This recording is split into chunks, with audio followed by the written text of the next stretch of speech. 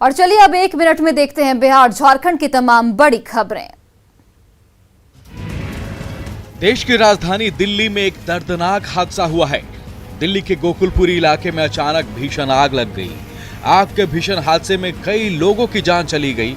गोकुलपुरी इलाके में झुग्गियों में आग लगने से कई लोगों की झुलसकर मौत हो गई। कई झोपड़ियां जलकर राख हो गई। लाखों के सामान जलकर राख हो गए। लोगों के सामने उनकी उम्मीदें जल रही थी, अपनों की झुलसने से जान जा रही थी और सभी इस विकराल आग के आगे बेबस नजर आ रहे थे। आग लगी के बाद चारों तरफ लोगों की चीखें सुनाई पड़ रही थी। आग इतनी भयावह थी कि मौके पर 13 फायर ब्रिगेड की गाड़ियां पहुंची। दमकल विभाग की गाड़ियों ने कड़ी मशक्कत के बाद आग पर काबू तो पा लिया, लेकिन कई लोगों की जान चली गई। वहीं आग के इस भीषण हादसे में कई लोग झुलस भी गए, जिन्हें इलाज के लिए नजदीक के अस्पतालों में भेजा गया है। हादसे के बाद शवों को बरामद कर उसकी पहचान कर ली गई है। इस भीषण हादसे पर लोगों ने दुख जताया है।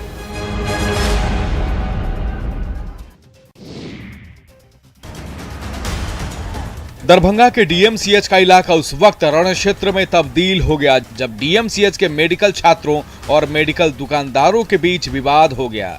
बताया जा रहा है कि मैगी खरीदने को लेकर छात्रों और मेडिकल के दुकानदारों में झड़प शुरू हो गई और देखते ही देखते हर तरफ आग, चीख पुकार और दहशत फैल गई।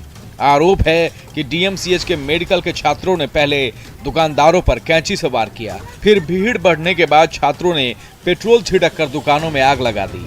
छात्रों पर यह भी आरोप है कि इन लोगों ने 4 लोगों को जिंदा जलाकर जान लेने की कोशिश की, जिसमें से एक ही परिवार के 2 सदस्यों के साथ 2 अन्य दुकानदार झुलस गए। आगजनी में मेडिकल दुकान, किराना दुकान सहित एक चश्मे की दुकान जलकर राख हो गई, जबकि 2 कार और 1 बाइक भी जल गई। झड़प के दौरान 2 पुलिसकर्मी भी गंभीर रूप से घायल हो गए। झड़प में मेडिकल कॉलेज के 4 से 5 छात्रों को भी चोट लगने की बात कही जा रही है।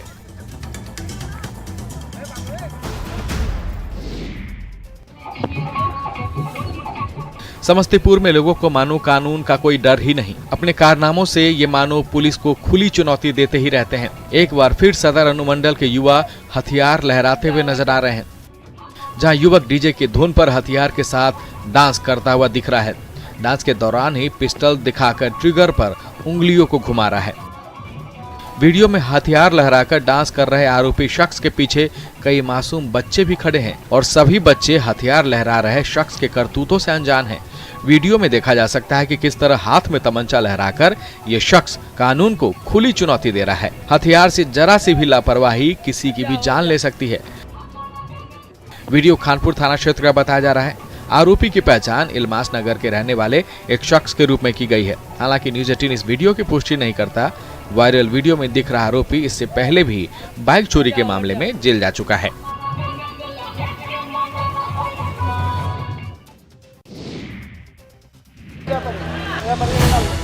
नवादा के मिर्चयागंज में एक शख्स की जिंदा जलाकर हत्या कर देने का मामला अब तूल पकड़ने लगा है।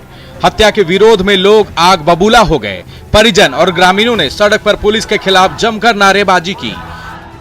रो प्रखंड के रो बाजार को लोगों ने जाम कर दिया। सड़क पर आगजनी कर रास्ता रोक दिया। सड़क पर विरोध प्रदर्शन की वजह से रो कवाकोल मार्ग पूरी तरह से जाम हो गया। सैकड़ों की संख्या में ग्रामीणों ने पुलिस की कार्यशैली पर सवाल उठाए। बीच सड़क पर पुलिस प्रशासन के खिलाफ हंगामा किया। सड़क जाम की सूचना मिलते ही मौके पर पहुंची पुलिस को भी लोगों के विरोध का सामना करना पड़ा। लोगों को शांत न होता देख पुलिस ज्यादा देर तक लोगों को समझाने की कोशिश भी करते नहीं दिखी। दरअसल अनेला बाजार के सुबोध कुशवाहा की हत्या हो गई थी। मामले में पुलिस की ढीली कार्रवाई से परिजन और ग्रामीण गुस्से में आ गए और सड़क जाम कर दिया। परिजन पुलिस पर कई तरह के आरोप लगा रहे हैं। इधर सड़क पर जाम लगने से दूसरे लोगों को भी दिक्कतों का सामना करना पड़ा। होली को लेकर शराब तस्कर सक्रिय हो चुके हैं, लेकिन छपरा जिला में पुलिस की सक्रियता की वजह से हर दिन कई लीटर देसी और विदेशी शराब की खेप जब्त की जा रही है। शराब तस्करों को पकड़ने के लिए होली में विशेष अभियान चलाए जा रहे हैं। जिस तरह से होली जैसे त्योहार को लेकर शराब माफिया सक्रिय हैं, उससे कहीं ज्यादा उत्पाद विभाग ने अपनी दबिश बढ़ा दी है। उत्पाद विभाग की सक्रियता का ही नतीजा है कि जिले में देसी शराब के ठिकाने का पता चलने पर बड़ी कार्रवाई की गई है। देसी शराब बनाने वाली कई भट्टियों को ध्वस्त किया गया है। सैकड़ों लीटर देसी शराब को मौके पर ही नष्ट कर दिया गया है।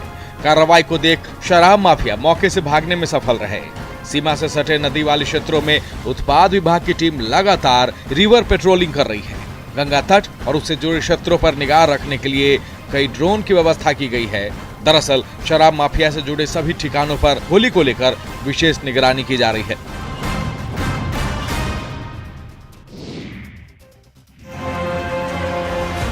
मुंगेर के तारापुर में शिक्षा व्यवस्था को लेकर किए गए तमाम दावों की हवा हवाई हो चुकी है। धुबई पंचायत के प्राथमिक विद्यालय की बदहाली में नौनिहालों के भविष्य से खिलवाड़ किया जा रहा है।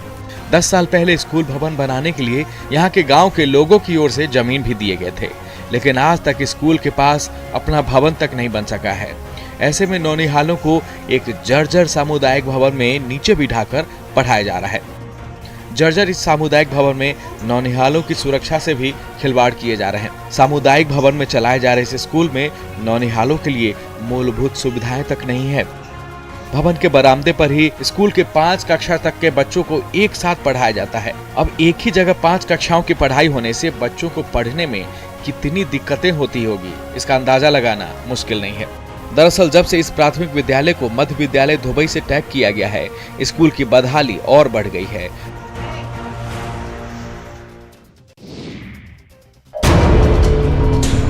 बालू माफिया अब तक तो नदियों से बालू का अवैध खनन कर काली कमाई करते रहे हैं, लेकिन पैसे कमाने के चक्कर में लोगों की सुरक्षा के लिए बने सुरक्षा तटबंध को भी अब ये नहीं छोड़ रहे हैं। सुरक्षा तटबंधों की खुदाई कर माफिया लोगों की सुरक्षा से भी खिलवाड़ कर रहे हैं। बांका के चांदन नदी के पास भी कुछ ऐसा ही हो रहा है, जहां चांदन नदी में बेधड़क बालू माफिया बालू का अवैध खनन कर रहे हैं, जिस कारण नदी पर बना तटबंध ध्वस्त हो चुका है। बालू माफिया इंद्रसेना और ककना के बीच का तटबंध के बड़े हिस्से से बालू निकालकर इसे पूरी तरह से ध्वस्त कर चुके हैं। स्थानीय लोगों का कहना है कि बालू माफिया के डर से कोई कुछ बोल नहीं पाता। पुलिस प्रशासन के ढीले रवैये के चलते बालू का अवैध खनन बंद नहीं हो रहा। बालू माफिया के इन करतूतों से बाढ़ के दौरान खतरा मंडराने लगता है। लोगों का कहना है कि कभी भी अगर चांदन नदी में बाढ़ आ जाए तो क्षेत्र में भारी नुकसान का सामना करना पड़ सकता है।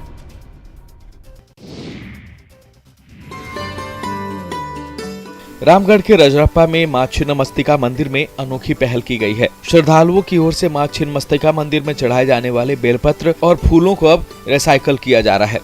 बकायदा मंदिर के पास ही जिला प्रशासन की ओर से प्लांट भी लगा दिए गए हैं। DMFT फंड से बनाए गए इस प्लांट में प्लवराइजर, मिक्सर, स्टिक ड्रायर के साथ साथ कई मशीनें भी लगाई गई है, जहां मंदिर में चढ़ने वाले फूल और बेलपत्र से अब अगरबत्ती और अबीर गुलाल बनाए जा रहे हैं।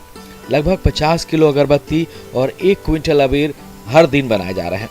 यहाँ सारे उत्पाद पूरी तरह से हर्बल होने की वजह से लोग इसे पसंद भी कर रहे हैं। हर्बल होने की वजह से उत्पादों से कोई नुकसान भी नहीं होता है।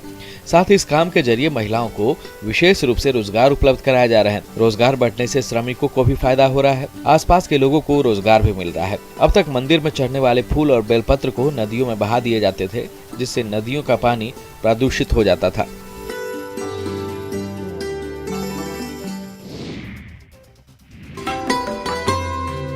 जहानाबाद जिला मुख्यालय से लगभग 5 किलोमीटर दूर अलगना चौक पर एक अंतर्राष्ट्रीय और अनोखा बैंक खुला है। इस अनोखे बैंक की खास बात यह है कि बैंक से लाभ लोक के साथ परलोक में भी मिलता है। मंदिर में चलाए जा रहे इस निःशुल्क बैंक में राम नाम की अनमोल पूंजी जमा की जाती है। सैकड़ों लोग अब तक इस बैंक में खाता खुलवा चुके हैं। साथ ही इस राम बैंक में खाता खुलवाने वालों की तादाद बढ़ती ही जा रही है।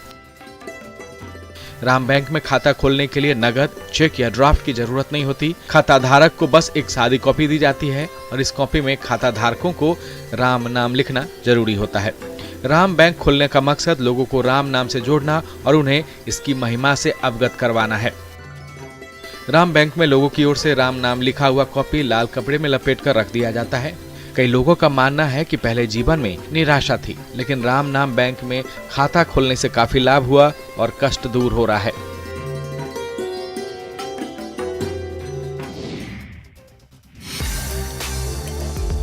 गोपालगंज के युवा किसान मनीष तिवारी जिले के कई किसानों के लिए प्रेरणा बन गए हैं। कुचायकोट के सिपाया गांव के रहने वाले किसान मनीष तिवारी ने पारंपरिक खेती वाली सोच से ऊपर उठकर मुनाफे वाली खेती कर किसानों को उन्नति का रास्ता दिखाया है। 25 एकड़ में कृषि फार्म बनाकर मनीष तिवारी इसमें कई तरह की सब्जियां और फल उगाते हैं और इन सब्जियों से वे सालाना 10 से 12 लाख रुपए कमा रहे हैं। साथ ही उन्होंने अपने कृषि फार्म में गांव के 20 से अधिक लोगों को रोजगार भी दे रखा है। खेती में नई सोच की वजह से मनीष तिवारी की पहचान एक जागरूक और उन्नत किसान के तौर पर हो रही है। खेती में नए प्रयोग, सही समय की पहचान और खेती का प्रशिक्षण पाकर मनीष ने यह सफलता हासिल की है। मनीष अपने 25 एकड़ की प्लॉट में चुकंदर, लहसुन, प्याज, सरसों के साथ साथ तरबूज जैसे फलों की खेती भी कर रहे हैं। इसके अलावा मछली पालन, बकरी पालन की फार्मिंग भी इन्होंने खोल रखी है।